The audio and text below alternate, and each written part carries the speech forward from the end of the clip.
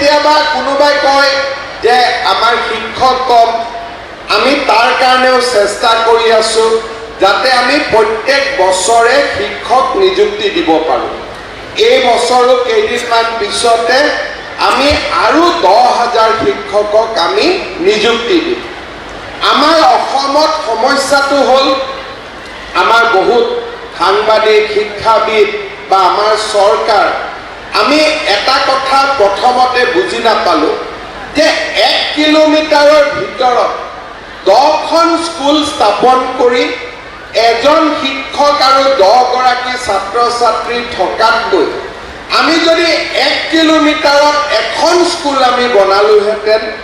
10জন শিক্ষক থাকিলেহেঁতেন, 100জন ছাত্ৰ ছাত্ৰী থাকিলেহেঁতেন, স্কুলৰ বিল্ডিংটো ইংৰাজী স্কুলতকৈ ভাল হ'লহেঁতেন, তাতে খেলা ধূলা খেলপথাৰ আমি গোটেই সুবিধা কৰি দিলোহেঁতেন, তেতিয়াহ'লে আমাৰ শিক্ষা ব্যৱস্থা বহু দূৰ আগবাঢ়ি গ'লহেঁতেন।